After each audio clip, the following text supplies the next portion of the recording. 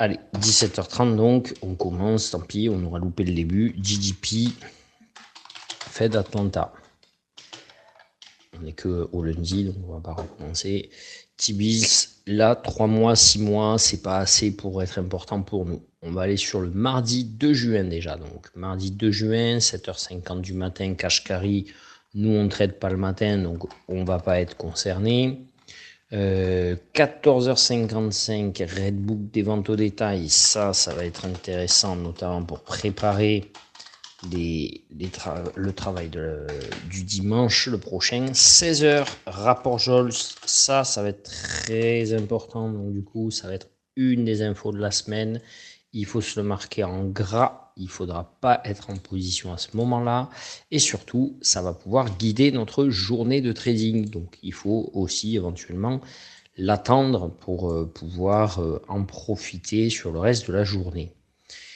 Mercredi 3 juin déjà, donc le taux hypothécaire 30 ans, comme d'habitude, à 13h. Ça, c'est pareil, c'est intéressant plutôt pour programmer le travail du dimanche suivant, travailler un petit peu sur l'analyse de marché, création d'emplois non agricoles du chiffre ADP, 14h15, ça va être important aussi, l'ADP. 15h, Barr, le vice-président de la Fed, qui va prendre la parole. Hop, on va se le marquer. Bim, 15h, Barr, qui prend la parole. 15h45, c'est une semaine pas trop mal. PMI Service. Alors, 75% de l'économie américaine, c'est du service. Donc, forcément, les PMI Service ont une importance bien plus forte que les PMI manufacturiers que l'on a vu la veille, ou que l'on a vu lundi, pardon. Donc là, ça va pouvoir faire bouger le marché, ça va être très intéressant. Comme c'est proche de l'ouverture, généralement, on va s'éviter de prendre un trade un petit peu avant. PMI composite, c'est à la même heure. Les PMI, donc là, le chiffre de l'ISM à 16h, c'est la même chose. Donc 16h, ISM, donc service. Alors là, ça veut dire quoi? Ça veut pas dire que à 16h ou à 15h45, on va se dépêcher d'aller voir le résultat. Nous, le résultat, quelque part, on s'en fout. On va plutôt se dire, OK, maintenant le chiffre il est sorti, ça veut dire que tout ce qui va se passer sur le graphique va intégrer ce chiffre-là. Et donc, si d'un seul coup le marché se met à rebondir, par exemple, ou à aller plein sud, ben, ce sera suite à cette publication. Donc, de nous-mêmes, on pourra deviner s'il était bon ou pas bon. Quelque part, l'important, c'est pas de savoir s'il est bon ou pas bon, c'est plutôt de savoir ce que pense le marché de ce chiffre, s'il est bon ou s'il est pas bon. C'est ça, nous, qui vient nous intéresser. Le reste, donc ça, ok.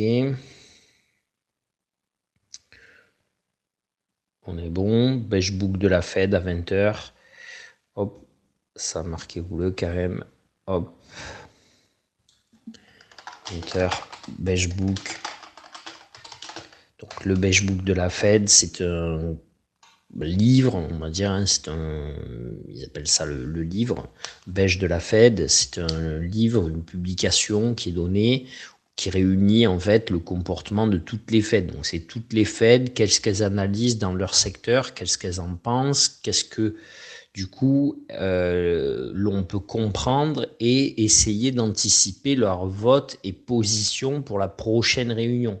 Donc en gros, si la Fed de Chicago nous dit, ben voilà, moi, je me rends compte que dans ma circonscription, enfin dans mon État, j'ai des problèmes face à l'emploi, j'ai un emploi qui est fortement grandissant, j'ai énormément d'inflation, j'ai des personnes qui se plaignent de ne pas pouvoir consommer, ben on peut pouvoir se dire que ok, il va plutôt être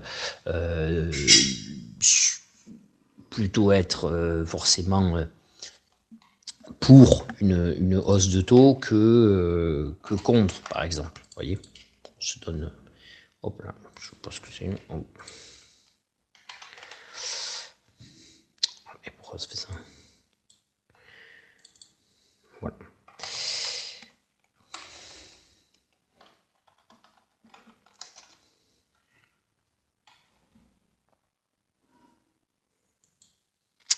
Allez. Jeudi 4 juin, donc du coup 14h30, les chiffres de l'emploi américain, comme chaque semaine, important, bénéficiaire de l'allocation chômage, important. Discours de Barkin à 14h30 en même temps que ces chiffres, donc pas mal de discours qui reviennent, hein, puisqu'on se rapproche de cette réunion de Fed. Ils ne peuvent pas parler, hein, on le sait, juste avant la réunion. Les T-bills, 4 semaines, 8 semaines, c'est pas assez. Et Dali à 19h10, ce sera tout pour jeudi. Donc pas grand-chose jeudi. Un jeudi calme, 19h10. Dali qui va nous prendre la parole. Et c'est tout. Donc, un petit jeudi. Vendredi, le salaire moyen qui intéresse beaucoup, notamment pour les anticipations d'inflation. Parce que si j'ai un salaire horaire moyen qui grossit, j'ai de la demande qui grossit et donc j'ai plus d'inflation. Donc ça, c'est quelque chose qui encourage l'inflation. Je peux vous dire que s'il sort en dessous du consensus, ce sera très bien interprété par le marché. Création d'emplois dans le secteur non agricole, le taux de chômage qui sera pré-révisé, mais pour le mois de mai, ça sera bien. On va déjà avoir le taux de chômage du mois de mai, avant révision bien sûr. Le taux de chômage important vendredi 5. Donc le salaire horaire moyen, on l'a dit, qui va être intéressant.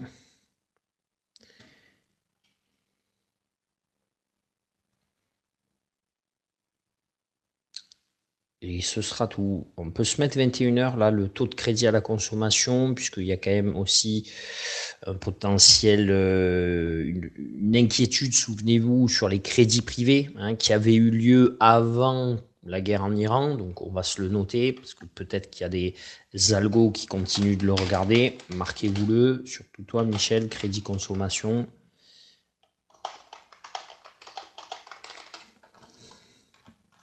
Et voilà, ce sera tout. Ce sera tout pour cette semaine des résultats d'entreprise. Normalement, c'est terminé. Tout le monde a sorti, du moins tous ceux qui nous intéressent. On va regarder. Je crois que Hewlett Packard sortira après marché, donc ça ira. Broadcom quand même. Broadcom qui sort mercredi soir. On va se le marquer. Broadcom mercredi soir, donc en post-market. Après clôture. Broadcom, gros acteur, hein. Broadcom, c'est important, hein.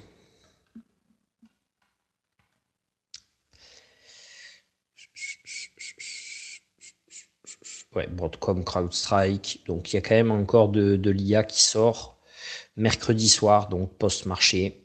Il y aura du gros.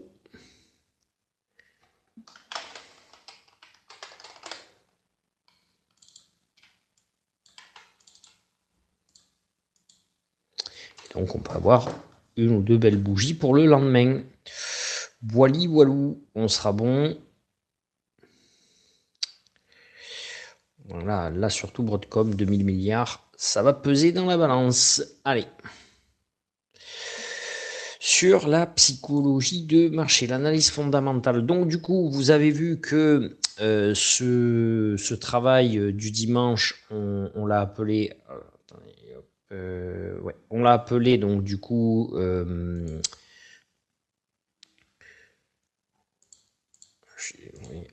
voilà, donc ce travail du dimanche, on l'a appelé guerre, inflation, taux... Ben oui, tu fais bien, Maxime.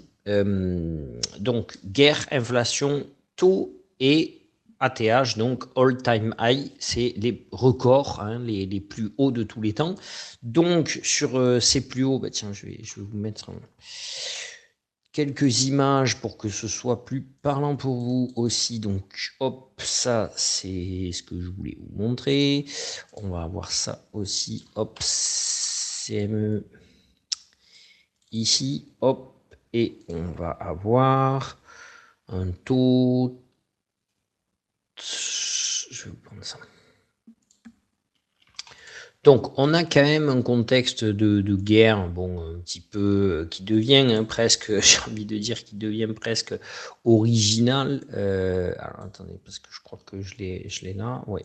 Donc, j'ai pas besoin de l'ouvrir là. Hop. Qui devient presque original. En début de semaine dernière, on a eu donc des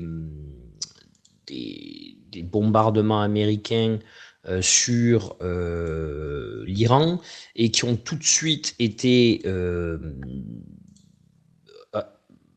enfin, des frappes qui ont fait rendre un petit peu le marché, hein, forcément. Et puis, il y a tout de suite eu des communications américaines pour dire que c'était des frappes stratégiques et ponctuelles et que ça ne remettait en rien en cause le cessez-le-feu, aussi bizarre donc que ça puisse un petit peu paraître. Mais surtout, en fait, c'était pour dire qu'il n'y avait pas d'escalade dans le conflit, il n'y avait pas une nouvelle escalade dans le conflit. Donc après, ça a un peu rassuré les marchés. On a vu que donc ils étaient plutôt repartis à la hausse. Donc premièrement, donc on peut voir que la semaine dernière, on a eu des publications sur l'inflation, hein, l'inflation avec la question du PCE, hein, le PCE Core notamment, c'est la mesure préférée de la Fed. On sait qu'il y a deux mesures d'inflation, le CPI et le PCE. Le PCE Core, c'est la mesure que préfère la Fed parce qu'elle trouve que c'est une mesure qui prend plus en compte les dépenses des ménages sur les produits nécessaires, les produits les plus importants de la consommation américaine. Et donc, on peut voir qu'on est dans une continuité sur cette remontée de l'inflation. Tiens, on va aller le regarder quand même, le chiffre. On peut voir qu'on est dans cette continuité. Cette continuité, donc, qui est depuis forcément cette guerre en Iran et qui va bien poser des problèmes, en fait quand même poser des questions et des problèmes à la Fed. Donc on avait eu le précédent ici, vous voyez un chiffre sur l'inflation plutôt aux alentours de 3,2%, quand on était plutôt sur du 2,8 avant la guerre. Hein, donc on avait réussi, souvenez-vous, on avait vu ensemble qu'on avait un Powell qui qualifiait la zone de 3% d'une zone d'inflation qui était collante, hein, d'une zone qui était difficile à quitter.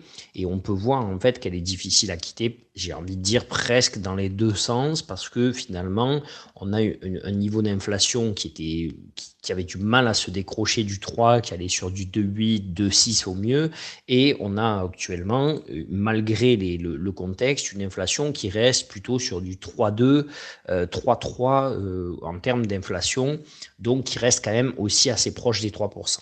Globalement, le marché, forcément, il y a plus d'inflation. Si on prend en compte le PCE au sens plus large, il y a quand même 3,8%. Hein, si on prend le glissant sur l'indice des prix, plus que sur la consommation des ménages, donc vraiment sur l'indice des prix, là, il y a une évolution un peu plus importante négativement au niveau inflationniste. Donc, on est quand même loin de l'objectif de la Fed. Pour rappel, l'objectif de la Fed, dans son double mandat emploi-inflation, c'est 2% sur l'inflation. Donc, on peut voir que ça amène le CME ici.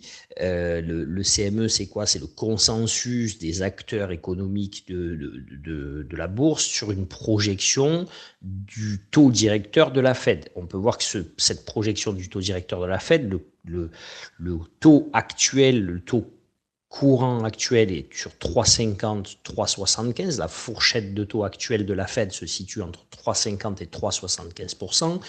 En début d'année, on se demandait combien de baisses de taux on aurait cette année. Est-ce qu'on aurait une baisse de taux comme l'avait plutôt stipulé et donné les dot plots et donné le Powell, ou est-ce qu'on aurait plutôt deux baisses de taux comme le pricer le marché selon l'évolution des conditions économiques. Et on peut voir là maintenant que sur la colonne de gauche ici, il n'y a plus rien. Donc ce qui serait en dessous de 3,50, 3,75 n'existe plus pour le marché.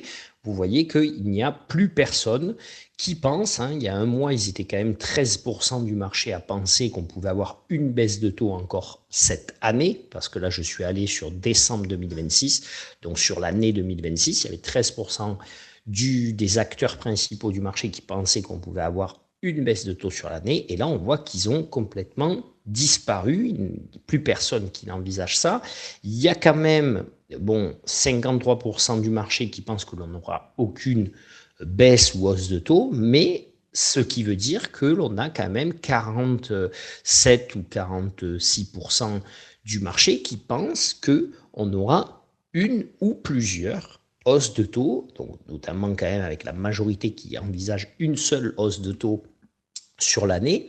Et donc ça change quand même ce que l'on a eu l'habitude de voir, nous, en termes de graphique, puisque normalement, s'il y a une projection, s'il y a un marché qui s'attend plutôt à avoir une hausse de taux, ce serait un marché qui était jusqu'à maintenant, hein, vous voyez pourquoi c'est important de suivre le fil et de suivre l'évolution psychologique de cette analyse fondamentale, ou appelez-le comme vous voulez, mais de la psychologie du marché, c'est que malgré tout, malgré cela, le marché continue d'être sur les plus hauts de tous les temps, chose qui aurait été complètement inenvisageable il y a un an de ça, si on avait parlé de hausse de taux.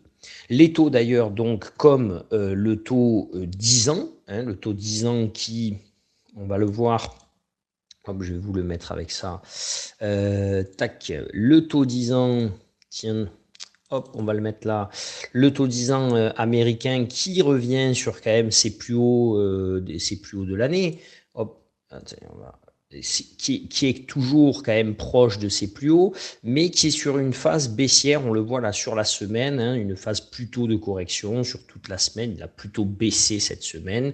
Tant mieux, ouf, un ouf quand même, un petit ouf de soulagement pour le marché.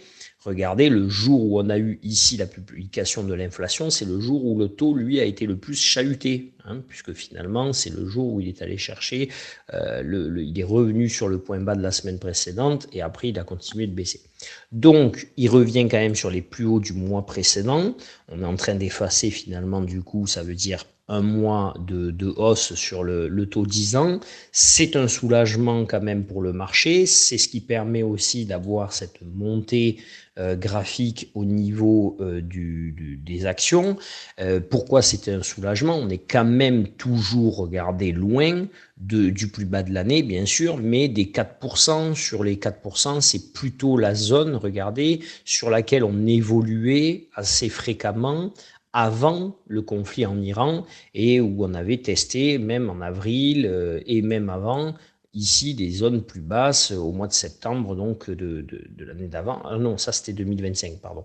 Donc en tout cas, avant ce conflit en Iran, on était clairement ici dans une zone beaucoup plus proche des 4% que des 4,50.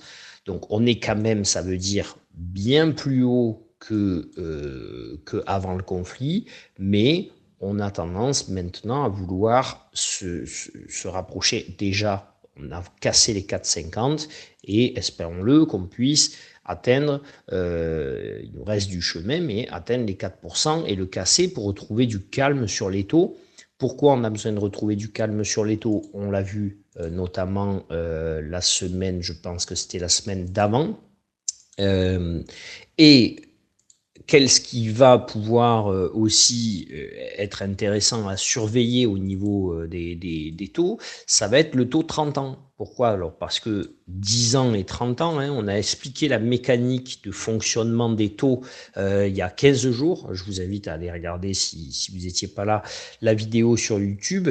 C'est intéressant parce que quand les États-Unis vont s'endetter, là par exemple sur 30 ans, et que ce seuil atteint des zones clés, ils sont partis sur 30 ans. Donc, c'est-à-dire que même si derrière le conflit se calme et même si les choses s'améliorent, reste que il va y avoir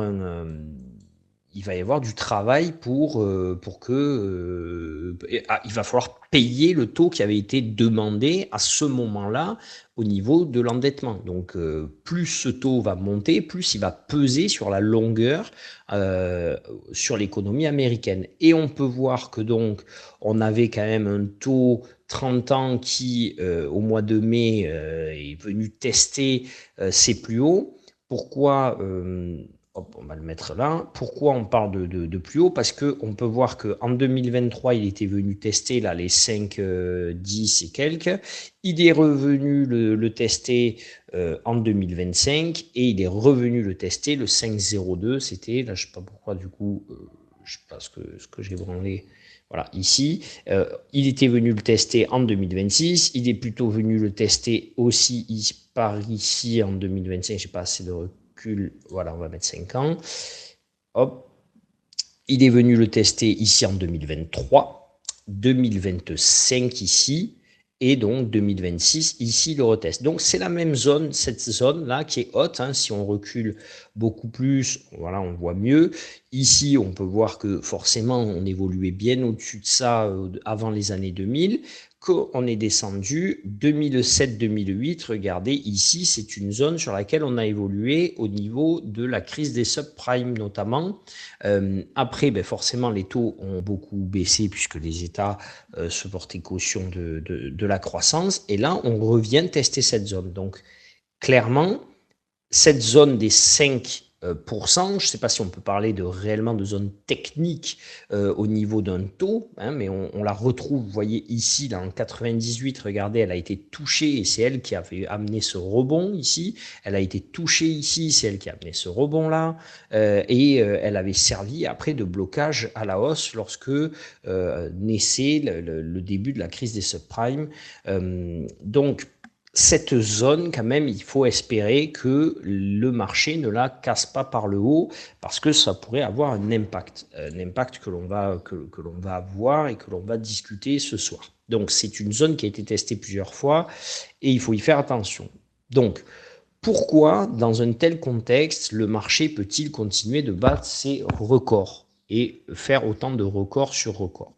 On a dit que donc on avait eu des nouvelles frappes américaines en Iran, on a dit qu'on avait plus d'inflation, on a dit qu'on avait des taux plus élevés qu'avant le conflit, et il faut regarder quand même quelles sont les datas, les bonnes nouvelles, hein, si on peut dire, quels sont les éléments importants, intéressants sur le marché et que le marché peut prendre en considération pour aller chercher de nouveau plus haut. Hein.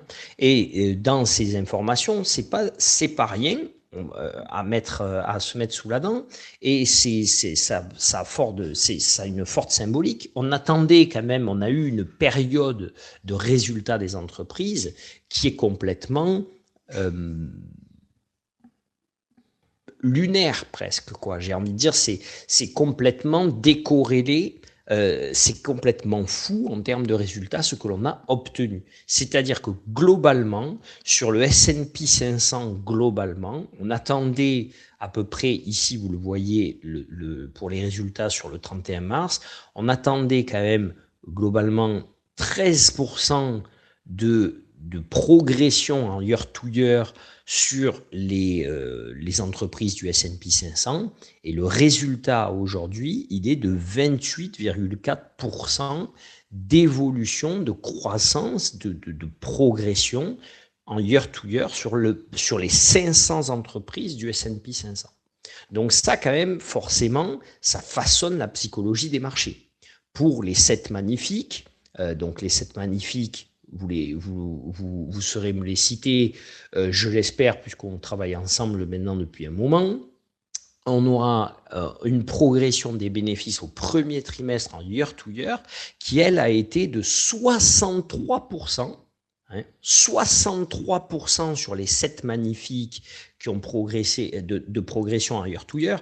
Si on prend, tiens, on va se faire le kiff, on va aller le chercher quand même, notre... je ne sais pas si j'ai le Seven Magnificent ou si j'ai sur le logiciel Seven Magnificent, je dois l'avoir.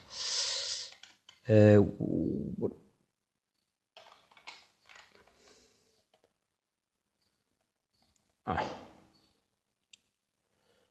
Là, je l'ai pas. Et si je fais, on l'avait regardé déjà ensemble, je pense, le SOX le SOX, oui, voilà, là, le SOX, je l'ai. Donc, bah, c'est pareil, on va prendre le SOX, hein, puisque c'est quand même aussi un indicateur marquant. Voilà, du coup, comment se comporte le SOX, hein. Le SOX, c'est quoi? C'est l'ETF des semi-conducteurs sur sur ah mais non, ça, là je suis resté sur le NQ, pardon. Je dois l'avoir par là, le SOX. Hop, voilà. L'indice des semi-conducteurs, bah tiens, il a une trajectoire quand même qui ressemble beaucoup à celle du Nasdaq.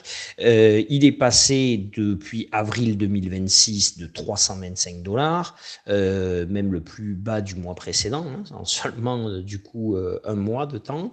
Il est passé du plus bas du mois, le plus bas qu'il ait connu au mois d'avril, à donc du coup 580 $. Donc il a eu une progression incroyable sur cette période de temps. Et surtout, donc, comme je vous le disais, sur les 7 magnifiques, tiens, quand même, c'est ça que je voulais essayer de vous le chercher, donc on va prendre le temps de 2 secondes de vous le chercher, parce que c'est intéressant, je trouve. Ah, je l'avais là. Long 7, c'était long. Long 7, voilà, il est là. Est-ce que je vais l'avoir? Hop.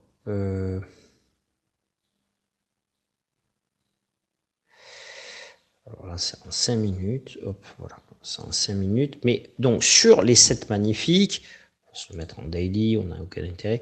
Sur les 7 magnifiques, on a quand même, donc, pareil, vous voyez la trajectoire qui se ressemble beaucoup avec le Nasdaq, donc forcément, et avec les autres. On a quand même fait, ben, vous voyez, on était à 1000 $, donc au plus bas du mois précédent. On est à 3000, hein, donc on a fait x3 en un mois tout pile. Donc, c'est quand même enfin 2 mois, pardon, tout pile, parce que là, eux, ils comptent mois précédent pour le 31 mai. Mais bon, finalement, demain, nous, on sera au 1er juin, donc ce sera mai qui comptera. On a fini mai, donc on peut le compter intégralement. Ça reste magnifique. Donc, tout ça pour dire, excusez-moi, que sur le bénéfice, la progression des bénéfices au premier trimestre en year to year sur les 7 magnifiques, on a une progression, un consensus qui tablait sur fin mars d'une progression de 22%. Excusez-moi, seulement 22% de croissance, 22%, d'accord, on parle de presque un quart de progression de chiffres pour le consensus, et donc ça a été largement écrasé, dépassé par les 7 magnifiques, qui nous sortent 63% de progression sur la période, en year to year. Donc c'est quand même incroyable, c'est indécent d'avoir de tels résultats, d'avoir de tels...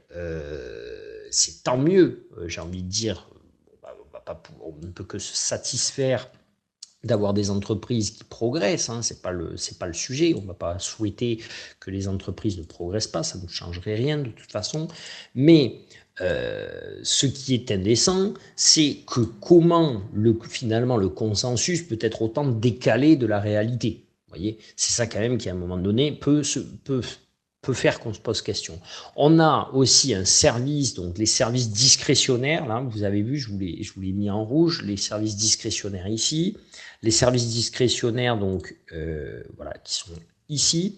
Les services discrétionnaires, c'est quoi? C'est, on va y retrouver, c'est-à-dire, c'est tout ce qui est considéré comme non essentiel. Parfois, c'est appelé aussi la consommation cyclique, c'est-à-dire que on considère que c'est la première à être réduite quand le pouvoir d'achat baisse. D'accord? Donc, dans le secteur boursier, ça va inclure notamment Amazon, Tesla, Home Depot, ou voilà, McDonald's, autres. Donc, là, pour ce secteur-là, on avait quand même un consensus discrétionnaire d'une évolution de 1,70% d'évolution, et on se retrouve avec une évolution de 40%. D'accord? Idem, vous l'avez vu ici, pour le service de la communication. Service de communication où on va retrouver du Alphabet, du Meta, du Netflix, autre Walt Disney.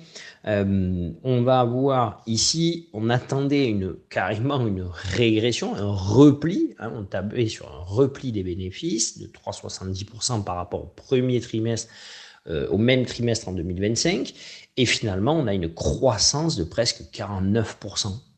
Donc là, c'est à peine croyable d'avoir autant d'écart, en fait. Mais c'est bien réel, hein, c'est pas, voilà, c'est factuel, c'est bien réel.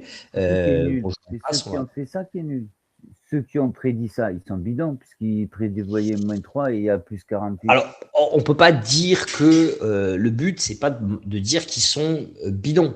Le but, Ouais, c'est pas de façon de dire qu'ils sont parler. nuls. Voilà, oui, non, le but, c'est pas de tirer à boulet rouge sur les consensus, parce que le consensus, c'est quand même pas n'importe quoi. Le consensus, c'est un consensus de 800 leaders, acteurs importants sur le marché. C'est international, c'est dans plus de 50 pays, c'est 55 pays qui sont plus de 50 pays qui sont concernés, et dans ce consensus, on va retrouver les économistes principaux de Bank America, de JP Morgan, de D'accord. BlackRock, de tout ça.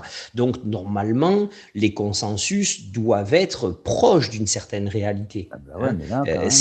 C'est pas heureusement, c'est pas souvent qu'ils se trompent, D'accord. mais quand il y a de tels écarts, de telles erreurs, parce que regardez, finalement, tous les secteurs sont impactés. Ici, c'est du x2 sur tout ce qui est matériel, c'est du quasi x2 sur l'aspect même financier. L'industriel, regardez, on est presque sur, au lieu de 3, on a du 20%. Il n'y a pas un secteur sur lequel on est tombé juste. Voilà, pas un. Et même ceux sur lesquels on s'attendait à avoir finalement Ouais, mais là, une, c'est une cohérent. régression, on n'a pas eu la régression attendue et on a eu une régression ou du positif ou une régression bien moins importante.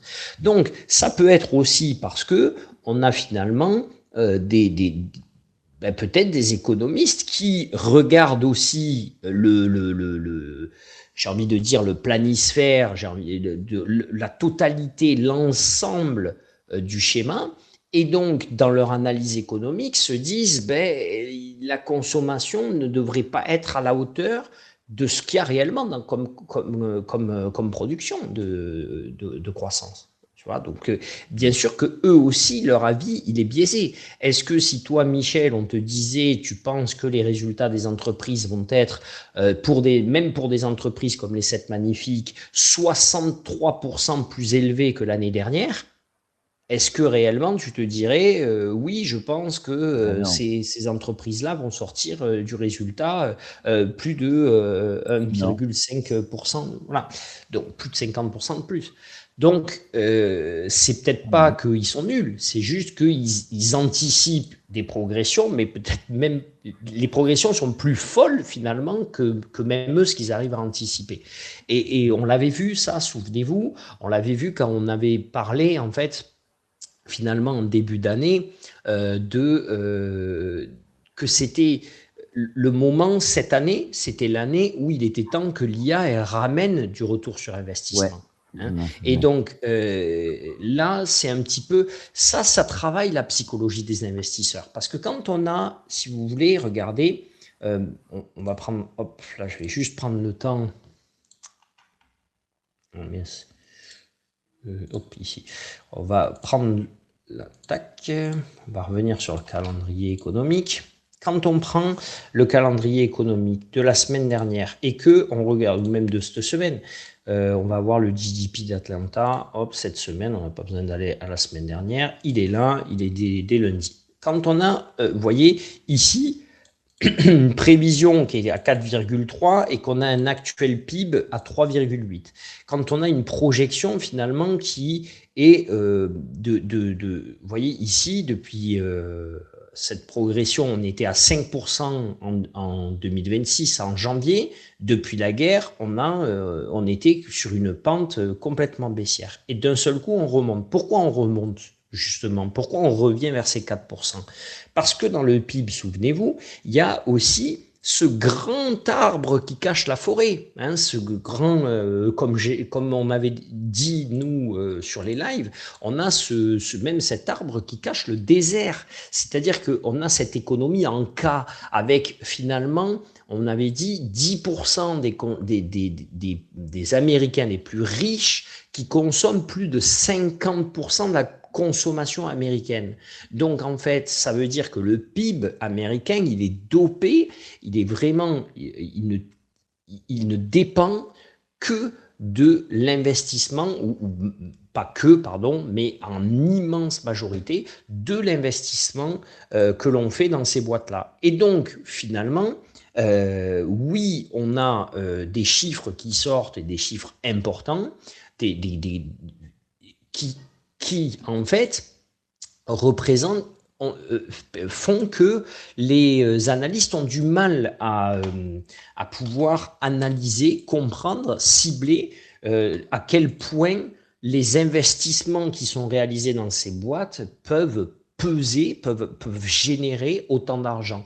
Parce que, en fait, finalement, il n'y a pas trop d'autres secteurs où aller, et donc on parle de sommes colossales qui permettent à ces entreprises d'avoir des résultats incroyables, dépassant largement. Déjà, c'est quand même fou si on a des résultats à 22%. Imaginez si vous travaillez dans une entreprise et que votre patron vous dit, ben voilà, en year to year, en un an, je veux que tu aies réalisé un quart de plus de chiffre d'affaires. Vous allez vous dire, mais comment je vais faire? Ben là, eux, c'était le consensus. C'était, s'ils l'avaient fait quelque part, bon, c'était ce qui était attendu, quoi. C'était pas fou. Voyez. Et là, on sort 63% sur des boîtes qui ça y est, normalement, donc, ça montre que l'IA, c'est vraiment un tournant, c'est vraiment l'investissement principal de l'activité, de l'économie mondiale, hein, même, on peut dire, et de l'économie, bien sûr, américaine, et que le PIB américain dépend essentiellement de ça. Donc, c'est là où on peut faire dire aussi ce qu'on veut aux chiffres.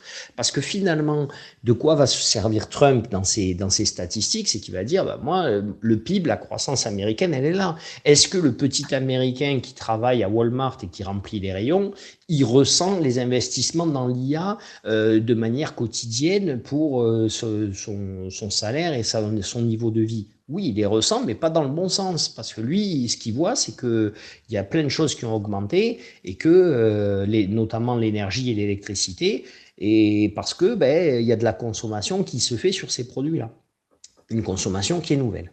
Donc, ce que nous, on peut se dire, c'est que si là, pour le coup, ce consensus, comme on disait, normalement, il est là depuis des années. C'est pas quelque chose qui doit prouver son faire valoir. J'ai envie de dire, c'est pas quelque chose qui doit prouver qu'il est utile. Hein. Le but, c'est pas de dire ça sert à rien, c'est nul.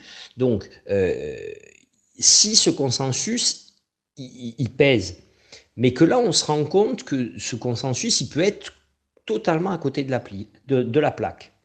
On peut aussi se dire que pour le coup, la pièce, elle est tombée du bon côté, mais que, imaginez le drama, si ça commence à s'effiler, et que si le consensus, comme maintenant, il vise 22%, et qu'au lieu d'avoir, en fait, là, il visait 13%, il a eu 28%, et que maintenant, il vise 20%, hein, ou 22%, puisque là, c'est le target qu'ils ont pour les prochains, et qu'il a 13%. Imaginez psychologiement ce qui peut, vous voyez, là c'est complètement aller dans le bon sens, mais si on a de telles décorrélations, on peut les avoir aussi dans l'autre sens quelque part, ok? Donc, parce qu'il y a bien à un moment donné une limite financière aussi qui peut être atteinte.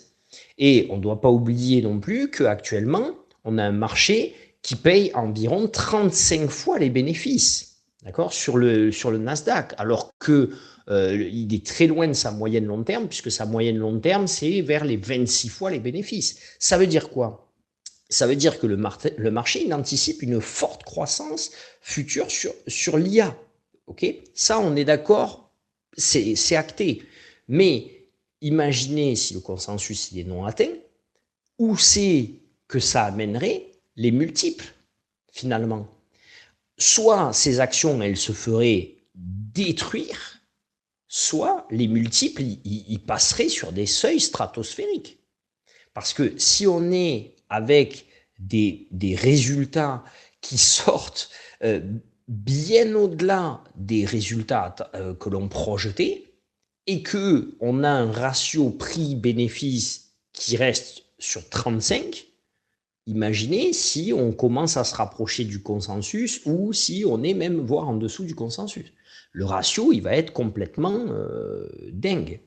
Et qu'est-ce que c'est qui peut, à un moment donné, faire que on va avoir ce climat de se dire attention, attention parce que l'argent, il n'est pas illimité et que si l'argent, il n'est pas illimité, on ne peut pas continuer non plus tout le temps à investir et quelque part, j'ai envie de dire, là, bien sûr, je grossis le trait, mais c'est pour le mettre un petit peu à l'échelle de tout le monde, on va dire, hein, et de quelqu'un qui regarderait la vidéo sur YouTube, qui nous connaît pas, qui travaille pas avec nous tout le temps. Si on se dit, l'argent n'est pas illimité et quelque part, cette perfusion que l'on a dans l'économie par les grandes sociétés ou par les investissements dans l'investissement IA se révélait que arriver à un petit peu à essoufflement ou à gestion de risque. Qu'est-ce qui pourrait faire qu'on ait une gestion de risque sur ce niveau-là? La gestion de risque, elle peut arriver, souvenez-vous, on en a parlé donc il y a 15 jours, par les taux. Par les taux, et j'ai envie de dire, selon moi, uniquement par les taux. Je vois que ça comme limite à ce fonctionnement systémique qui s'est mis en place sur le marché. Et donc, quand on a des taux comme le taux 30 ans ici, qui vient finalement titiller ces plus hauts de ces zones-là, ces zones à fort enjeu. Tiens, je vais l'avoir perdu maintenant, il va falloir, voilà. Ces zones à fort enjeu que l'on vient de voir ensemble, qui sont des zones qui peuvent le faire vaciller, en fait, hein, qui peuvent peser sur l'économie américaine, qui peuvent être des zones dangereuses, du moins si on arrivait à les franchir et que on allait plus haut sur ces taux-là. Pourquoi ce serait dangereux? Parce que finalement, est-ce qu'à un moment donné, si je prête aussi cher à l'État américain, c'est que je considère que l'État américain a du risque. Si l'État américain a du risque, c'est parce que je considère qu'il fournit pas de croissance quelque part, ou qu'il risque, pareil, j'extrapole, mais qui risque d'avoir du mal à payer sa dette. C'est qu'il risque d'avoir du mal à me payer l'argent que je lui prête. Et donc, soit il va avoir besoin d'avoir une action sur sa partie monétaire, soit il va avoir besoin d'avoir une action sur sa partie aussi économique. Et donc, c'est que finalement, je vais commencer à lier l'investissement massif dans ces entreprises de l'IA au potentiel économique du pays. Et donc, si le potentiel n'est plus là, finalement, l'investissement, vu qu'il ne fonctionne que sur la projection, ben, ça veut dire que cet investissement, il va me paraître ultra risqué. D'accord?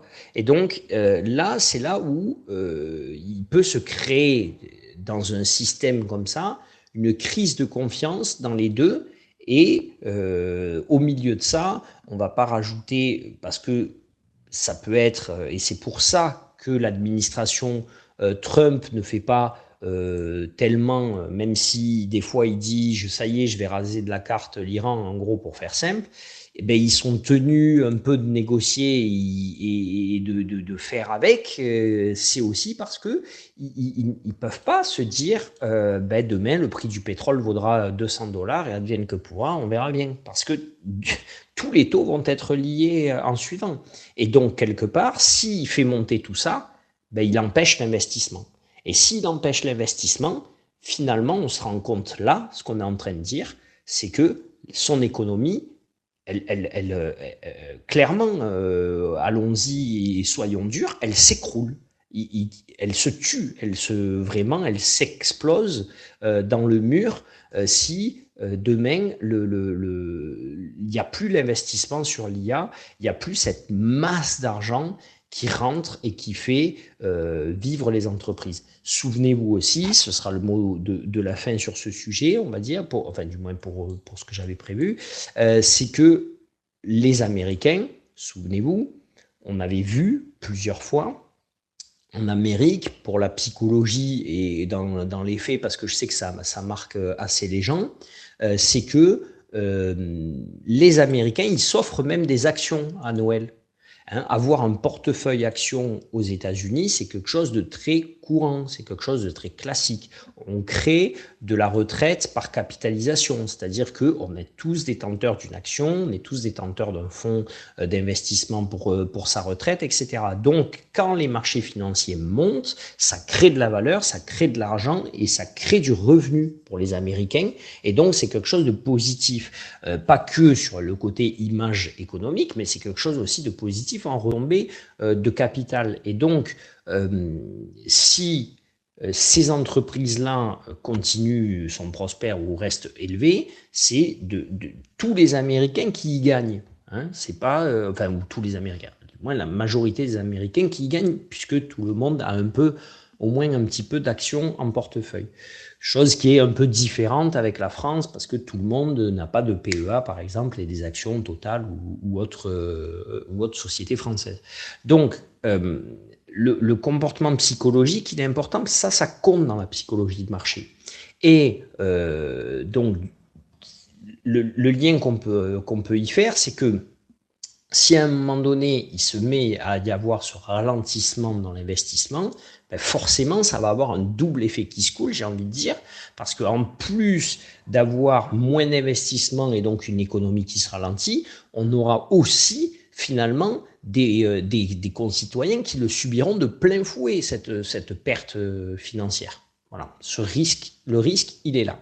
Et pour finir donc du coup, on peut voir que on va regarder le VIX qui lui est tombé sur des plus bas, j'ai envie de dire, enfin j'ai pas envie de dire, c'est des plus bas de quasiment incroyable. Le VIX c'est quoi? Le VIX c'est l'indice de volatilité. Et l'indice de volatilité, généralement sur les marchés américains, on le trade pourquoi? Souvenez-vous, on en avait parlé. C'est un indicateur, il sert, mais il peut être tradé aussi comme indicateur. Il va nous servir sur deux choses. Il va nous servir notamment sur l'aspect de couverture des marchés. Et donc, qu'est-ce que ça veut dire quand on parle de couverture des marchés? C'est que les fonds d'investissement, quand ils considèrent qu'ils ont des positions en cours qui sont bonnes, puisqu'ils ne peuvent pas passer leur temps à recycler leurs positions, ils vont pouvoir prendre du VIX pour que quand le marché baisse, le VIX monte, puisque c'est un indice de volatilité, d'écart. Et quand le marché monte, le VIX baisse. Et donc, ce qui se passe des fois, c'est que le marché monte et le VIX peut monter aussi parce que des personnes se disent, bon ben ok, c'est peut-être le moment d'acheter de la couverture, d'acheter du VIX pour me prémunir de mauvaises informations qui arriveraient par-ci ou par-là et qui viendrait faire baisser le marché, faire rendre le marché. Et là, on peut voir que le VIX, il est quand même sur des seuils très très bas. Alors attendez, au lieu de mettre 30 minutes, on va mettre même une semaine. On peut voir, vous voyez, que là, ben, ça c'est pendant, vous voyez, avril, c'était pendant la période des droits de douane, hein, donc on peut voir que le VIX, il était monté carrément sur les 62. L'année dernière, on avait aussi, normalement, je ne sais pas si je l'aurai là, mais bon, peu importe, on a eu du VIX aussi sur l'été 2024, où on avait eu l'événement là au Japon avec la montée des taux au Japon. Donc, on peut voir que quand le VIX, vous voyez, plus bas de l'année, il est à 10, et normalement, le VIX, il se comporte en phase, quand c'est sain, il est plutôt entre 17 et 20. Quand il est sous 16 et plus bas, c'est que, alors là, normalement, c'est que c'est la meilleure vie, tout est beau dans le monde des bisounours. D'accord? Et là, on peut voir qu'il est à 13,21. Donc, il est vraiment très, très bas. Ça veut dire qu'il y a aucune couverture sur les acteurs principaux des marchés. Là, c'est exactement ce qu'il nous dit, c'est qu'il est sur un point très bas et qu'il est vraiment, il n'y a pas de couverture. Le sentiment global sur le marché par les plus gros acteurs, c'est qu'ils n'ont pas besoin de couvrir les positions, ils n'ont pas de mauvais signaux à l'horizon qui pourraient leur donner l'envie de couvrir leur position. Hein, vous voyez clairement la situation. Il faudrait qu'il y ait un événement pour que, vous voyez, quand il y a eu quelques événements, là par exemple si on prend au mois de février, vous voyez comme il était monté ici plutôt vers les 21, 22 et après même ils sont plus haut de l'année, c'est 23. Donc là ça c'est quand il dépasse les 18, 20, c'est que vraiment il y a des événements. D'accord? Donc voilà. Donc ça, c'est un signal qui nous montre quoi? Qui nous montre qu'on peut envisager notre semaine sur encore une semaine haussière. Parce que finalement, il n'y a pas de mauvais signal, il n'y a pas de mauvaise chose. L'IA ne déçoit pas, au contraire, hein, elle rassure. Ok, elle rassure les acteurs. Et donc, bon, c'est pas grave, je vais mettre lui. Elle rassure et donc elle rassure et elle assure, on va dire, elle assure le travail, elle assure ce qu'on lui avait demandé. Donc elle fait le job, tout simplement, elle fait le job et ça c'est bien pour nous tous. On va pouvoir voilà, continuer de voir finalement un marché positif, un marché qui se comporte bien. Est-ce que vous avez des questions par rapport à la manière dont on a justement déroulé un petit peu notre vision globale, que ce soit donc en partant la guerre, l'inflation, les taux, les all-time records? Pour moi, tout est cool. Merci. Allez. Et donc maintenant, ça Merci. explique un petit peu comment on va pouvoir envisager notre semaine. Donc, une question qui m'a été demandée, c'était de savoir si je faisais une méthode sur le swing.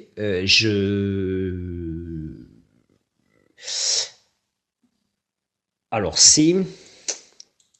je lis donc, et tu as pas une méthode swing, j'aime bien le swing, bon j'ai un code, bon ça on s'en fout. Alors j'ai un compte, mais je tourne en rond pour le valider avec les actualités, les tensions géopolitiques et les guerres.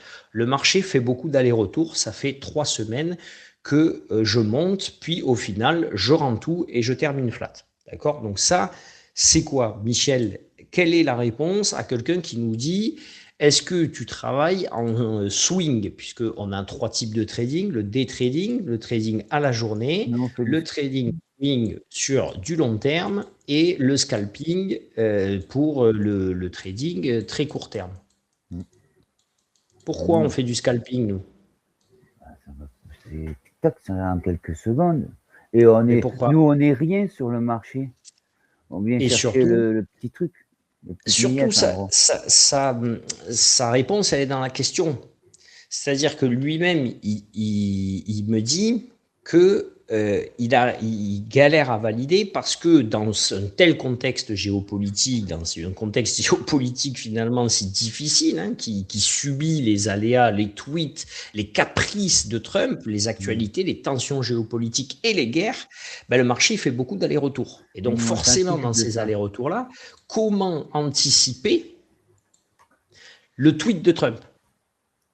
Comment anticiper le bombardement de Trump en Iran, ou que demain il a décidé de capturer Maduro, ou mais qui peut en ce moment anticiper Trump? Honnêtement, qui? Quand c'était Biden, je vous dis pas, et encore que, mais qui peut anticiper Trump? Et donc, finalement, quand on parle de type de trading, quand on parle de swing, d'accord, qui est le portefeuille les types de trading le plus long, quand on parle de day trading, de trade journalier, ou quand on parle de scalp, hein, on parle, comme je dis souvent, on parle de taille de portefeuille. D'accord? Ça, pour moi, les trois, là, ici, ils répondent à une taille de portefeuille.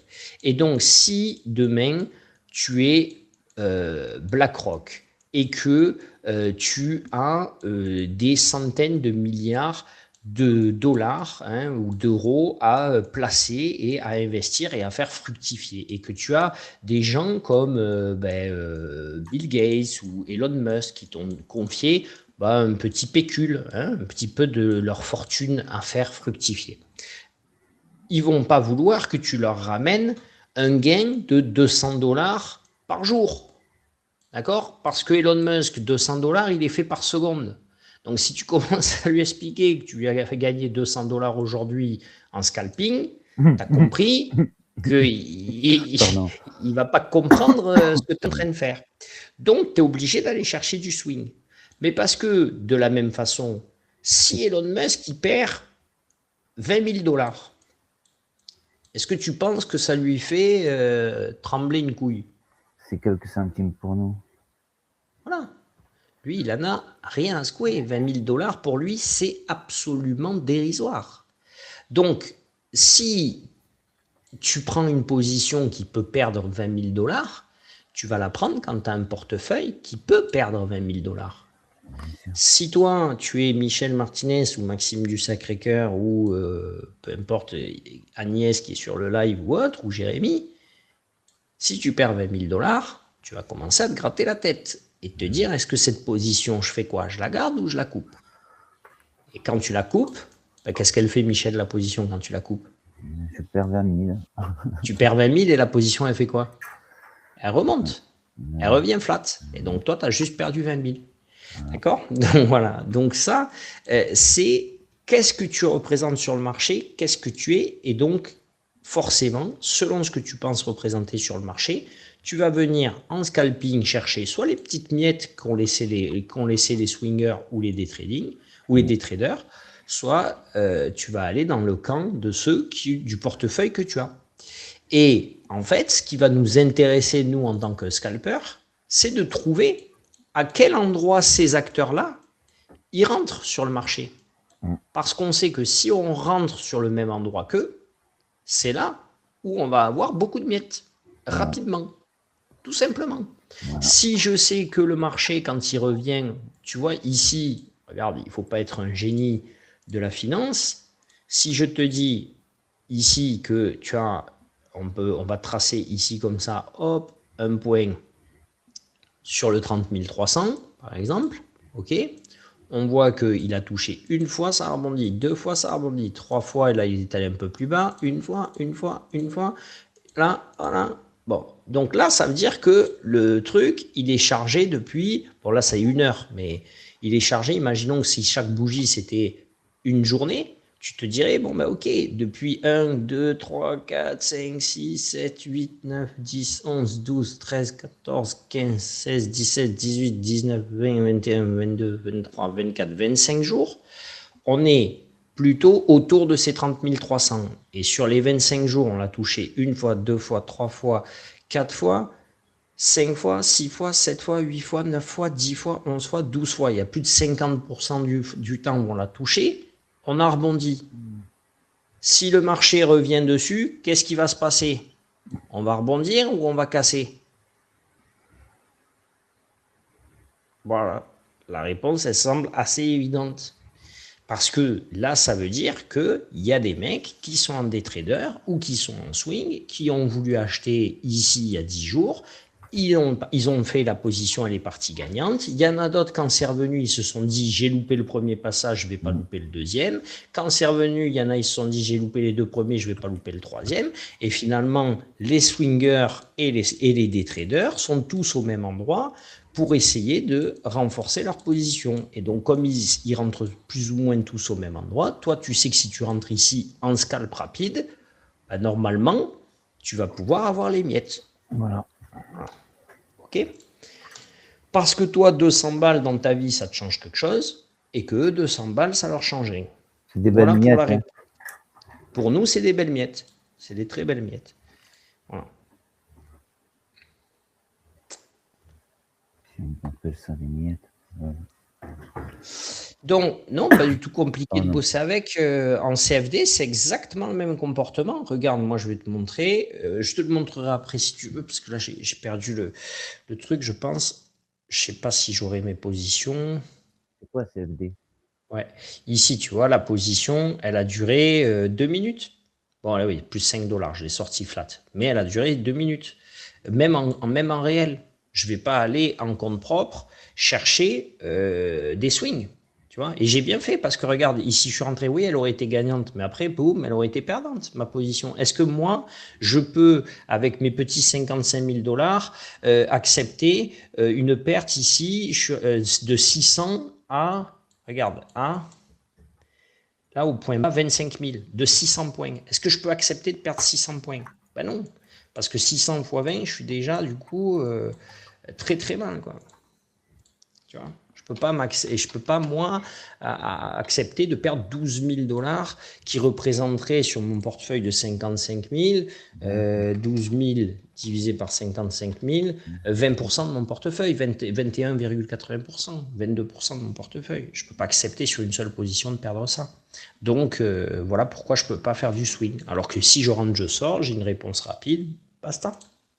Donc tu peux faire la même chose en CFD. Tu viens chercher un mouvement où c'est une zone que tu as identifiée, tu viens chercher ton mouvement, ton nombre de points, tes 200 balles, et en fait tu te satisfais de ce que va représenter 200 € pour toi par rapport à la taille de ton portefeuille. L'atout des brokers et des CFD ou des comptes propres, l'atout que ça a, c'est que ça a la possibilité, pardon, c'est que ça a la possibilité de vous faire une avance, c'est-à-dire que vous achetez un marché à 600 000 $ avec 50 000 $. C'est ça l'atout. Et que vous allez pouvoir du coup avoir de l'effet de levier. Mais c'est pas l'atout, c'est pas de faire d'aller chercher du coup des gros points. Parce que l'exposition, elle est grosse au gain, elle est grosse à la perte aussi. L'effet de levier, il va dans les deux sens. Donc, voilà. Où c'est que peut revenir le marché? On va revenir l'attaque en une heure, on est bien. Où c'est que peut revenir le marché si on revient sur des zones un petit peu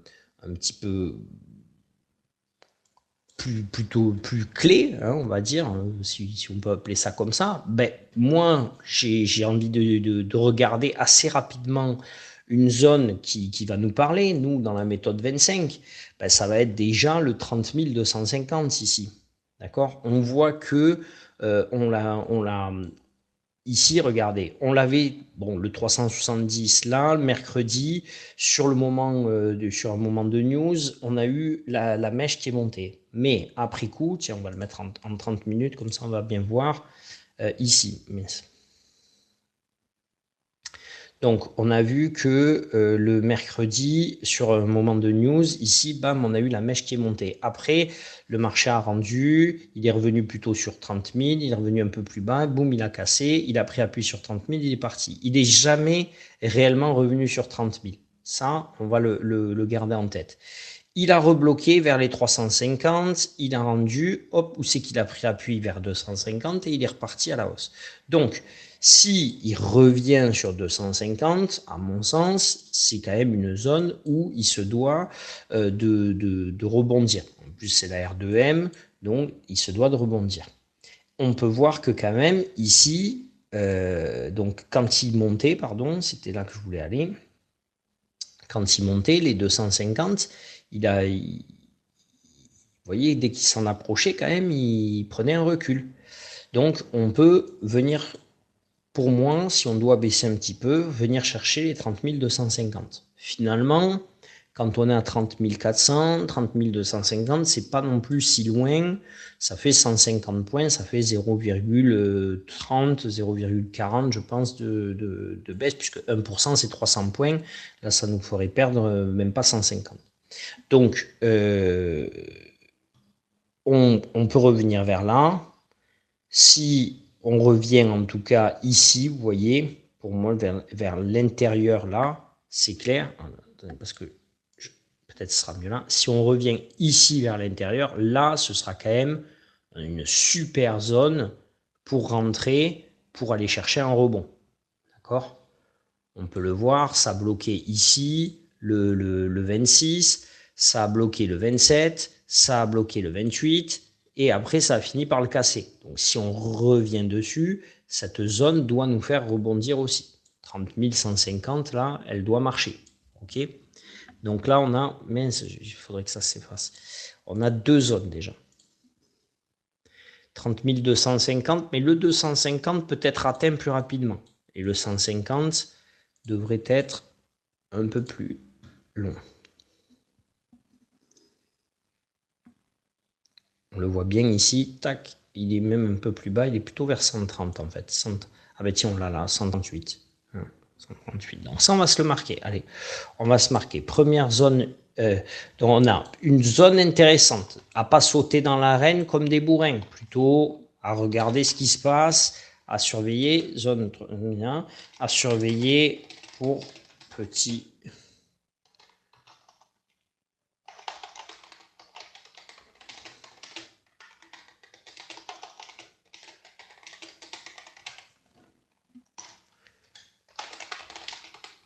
Donc, première zone intéressante, on a dit 30, 138. Donc, 30, 138, 140. 140, 138, c'est la même. Hein. 150, 138, c'est la même. Donc, du coup, moi, je vais le marquer vers là. 140 sera bien à 139, 75. Ce sera parfait. Là, on pourrait aller chercher, je pense, de toute façon, un beau rebond de bien 50, 100 points. On sens facilement. Ok. Si on revient, bien sûr, sur la zone ici du... elle semble évidente pareillement. Celle-ci, là. D'accord. Je pense que c'est assez flagrant. Si on revient dessus, c'est la zone où on a latéralisé, en fait. Ok. On a latéralisé une fois dessus. On est allé après plus bas dans la nuit. On est revenu. On a relatéralisé dessus. On est allé plus haut et on a repris appui dessus. Donc forcément, si on revient dessus, elle doit servir. Ok. Donc celle-ci, 984, c'est très bon. Pareil, on est proche. Donc là, c'est des zones qui restent relativement proches. Hein. On va avoir... On se met du 4 heures.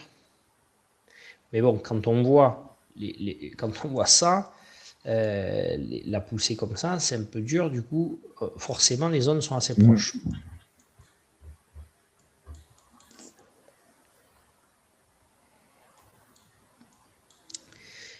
Donc, ok. On va avoir vers 29 000. Du coup, on avait dit... oui, vers 9 000, là, 984. Allez, 29, 984. On voit bien, même en 4 heures, elle marche très bien. Zone, là, je vais dire que c'est du 3 étoiles. Hein. 29, 984. Et alors, pour moi, la zone vraiment 5 étoiles où il faut aller chercher, là, on peut se faire plaisir. C'est celle-ci, le 29 750, là. On voit bien que à la montée mi-mai, donc il y a 15 jours, il a été bloquant. Il a re-été bloquant au deuxième passage. D'accord. On l'a cassé, on est revenu prendre appui dessus, on est parti. Donc là, si on revient dessus, c'est le plus haut du mois précédent en plus, donc c'est le plus haut du mois d'avril. Si on revient prendre appui dessus, plus haut de la semaine, précédente. Donc la semaine précédente, c'est ça, la semaine du 15 mai. Si on revient prendre appui dessus 15 jours plus tard, ce sera une super zone de rebond pour avoir un effet au moins peut-être même jusqu'au 950, là, justement, 950. Donc bien 200 points possibles de rebond. Ça va être une zone 5 étoiles. Je ne pense pas qu'on l'atteigne, je ne vois pas pourquoi on l'atteindrait, hormis si des nouvelles arrivent et sont pas dans le bon sens au niveau géopolitique et international. D'accord. Regarder vers le haut, c'est compliqué, forcément, parce que comment pouvoir vous dire si le nouveau plus haut, il va le faire à 30 700 ou 31 000, ça va dépendre notamment de quoi, s'il vous plaît, ça va aussi notamment dépendre de Broadcom, parce que forcément, Broadcom va nous aider. Hein, c'est une boîte IA, c'est une boîte du SOX, donc c'est une boîte qui compte, c'est une boîte qui pourrait faire partie des 7 magnifiques. Hein. Donc c'est une boîte de micro-conducteurs, c'est mercredi que ça va sortir, et donc elle peut nous permettre de casser les 30 500. Pourquoi? Parce qu'on peut voir qu'on a fait une tentative sur les 30 500, boum, on a tout de suite rendu. Ok, on est revenu 100 points, jusqu'à même 150 points, 200 points plus bas, d'accord? Donc le classique, hein, on a touché 500, boum, on est revenu 200 points plus bas, le classique. Donc là, si on retouche 500, peut-être là, entre lundi, mardi, mercredi, on peut le retoucher, re-rendre, et sur les résultats de Broadcom, le lendemain, casser le 500. Si on le casse, on reviendra prendre appui dessus et on repartira à l'attaque. Ben, du coup, s'il te plaît, Michel, de combien? Si on casse 500 de au moins 250 points. Voilà, donc de 30 750. Sans rollover, on va arriver, tu t'imagines? Je disais à 500 avec le rollover, eh ben on est arrivé. C'est pas impossible, c'est pas impossible si tu sais, on n'est pas loin finalement. Avec 1% de plus, on va faire 300 points de plus. Ouais. Donc si on est à 30 400, on fait 1% sur la semaine, ça veut dire qu'on est à 30 700. On peut aller titiller les 30 750, hein, largement, hein, largement, d'accord, voire plus. Hein.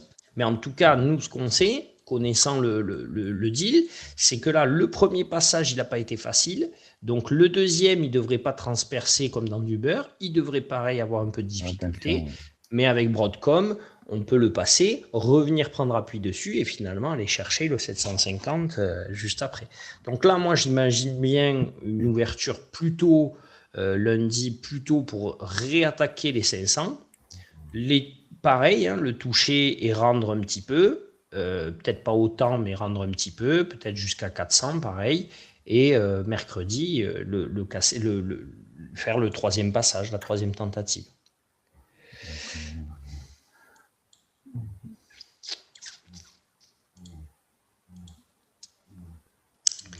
Est-ce que c'était bon pour tous? C'est super. Tiens, ça va fermer. Donc ça, on va se le mettre. Hop.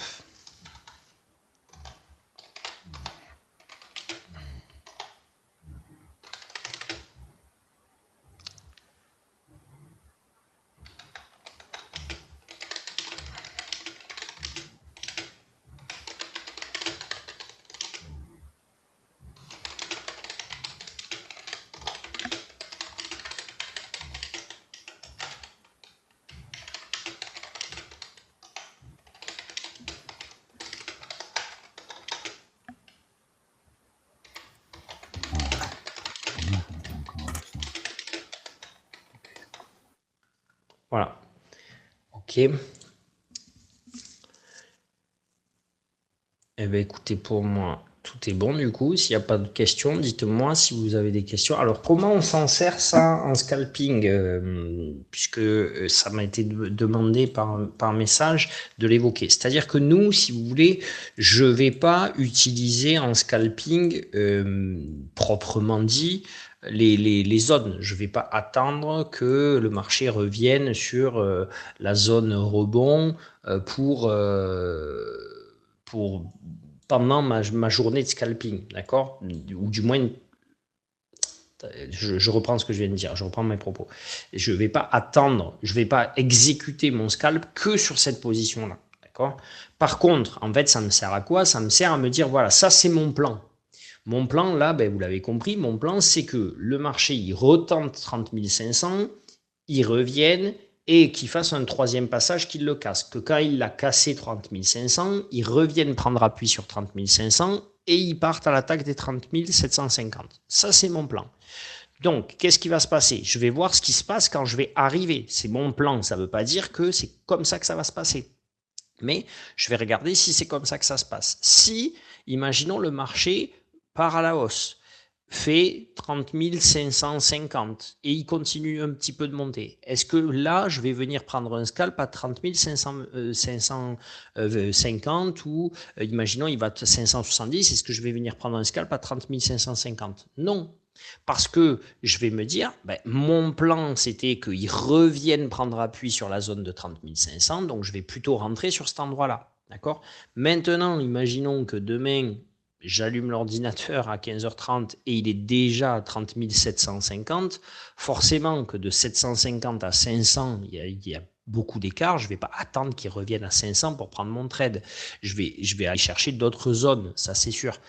Par contre, ce que je vais pouvoir faire aussi, c'est me dire, ok, je vais me mettre une petite alerte s'il revient sur le 30 500. Et sur le 30 500, si il y vient, là, je vais me mettre un petit compte éval, par exemple. Et là, je vais aller chercher du point.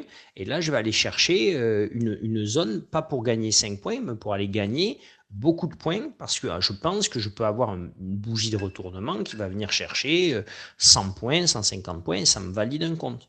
Ça, c'est l'avantage de la propre firme. Voilà. Et des propres firmes, notamment aussi pas très chères. Donc voilà le comportement que je vais adopter. Pareillement, s'il baisse, je ne vais pas me dire oh là là, qu'est-ce qui se passe, le marché baisse. Je vais me dire tiens, pourquoi il baisse? Comme j'ai pris mes notes, je vais me dire tiens, peut-être il revient tester la zone de 30 250. Donc c'est le moment où je prendrai mon scalp, c'est le moment où je vais rentrer et prendre ma position. S'il tergiverse un petit peu et qu'il ne revient pas dessus, du coup, je vais quand même m'adapter. Je ne vais pas attendre forcément le 30 250 parce que c'est l'endroit que le marché, j'estime que c'est l'endroit où il peut le mieux rebondir.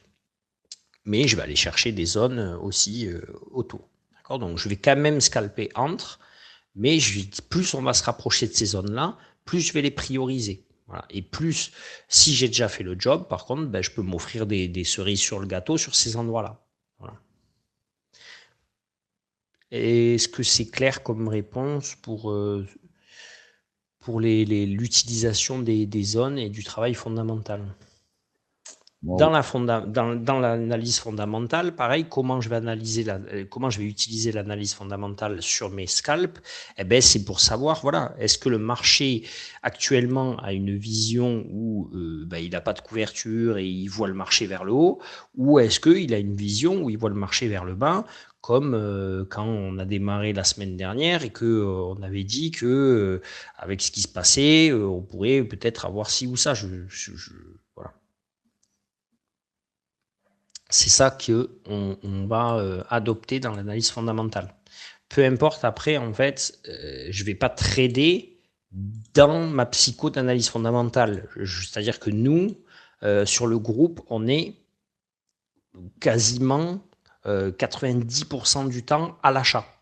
Donc pourquoi? Parce que le marché est structurellement haussier.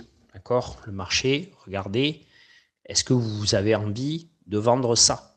Voilà. Qui a envie de vendre ce marché? Et ça, c'est un mois de trading. Si je vous montre ici, on va mettre par semaine, ça c'est c'est 5 ans.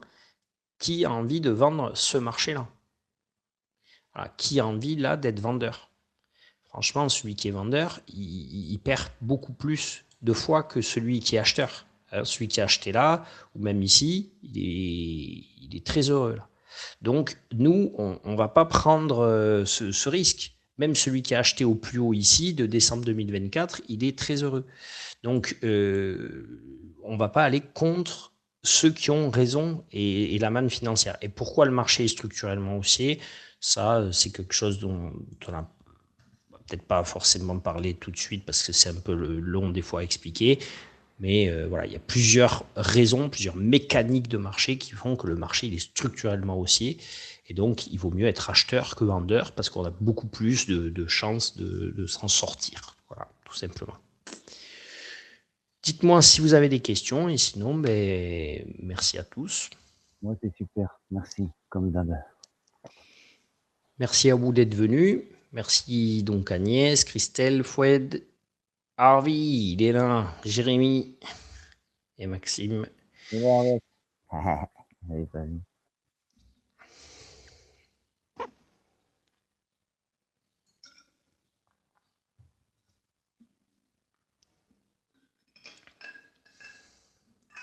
Allez, si vous n'avez pas de questions, je vous dis donc à demain pour le live, pour notre bonne humeur journalière et nos petits trades.